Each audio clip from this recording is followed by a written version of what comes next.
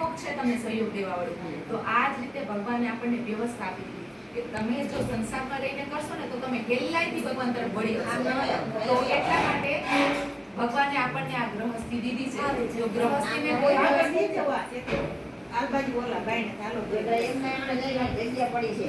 હા જગ્યા હે ભાઈ. હા બાકી તમે બધા આમ નામ ના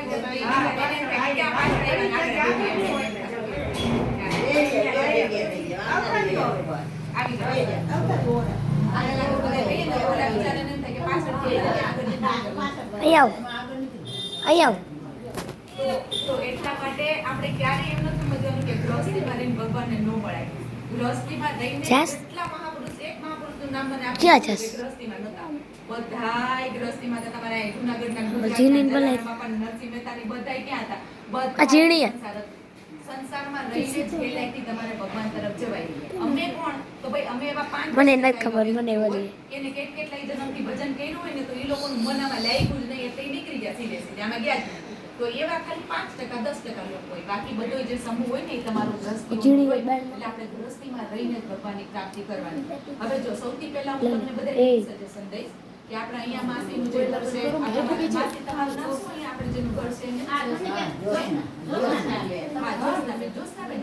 તો આપણે જોશનાબેનની ઘરે કીર્તન થાય છે તો અહીંયા બધા ભેગા થાવ રેગ્યુલરલી.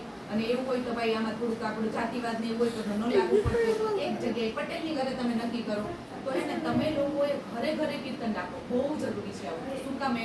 કારણ કે આપણા ઘરમાં આપણને તમે આમાં અંદર જાઓ તો આપણે એમ થતું ને કેટલી નકારાત્મકતા છે. અહીંયા આવો તો ગુસ્સો આવ્યા રાખે ને એકબીજાને રેગડા રાખે ને કોઈનું બનતું નથી ને આપસમાં બે ઘરના બે માણસો કે બનતું નથી. શું કામે થતું હોય? તો આપણા ઘરમાં ગમે રીતે નેગેટિવિટી છે ને નકારાત્મક ઉર્જાઓ આવતી રહેતી હોય. જેટલું તમે ભગવાનનું નામ લેશો ને ઘરમાં અને એમાં સામૂહિક કીર્તન તો એ બધી નેગેટિવિટી હોય ને જેટલી નકારાત્મકતા એને બહાર ફેરવે. તો તમારું આ ઘરનું વાતાવરણ જ્યારે ચોખ્ખું થાય તો પછી તમારું મન શાંત થાય. તો શાંત થાય ને તો પછી આપણે બે ભગવાનના નામ લીધા હોય ને તો એમાં આપણું મન લાગે છે. એટલે શું કરવાનું?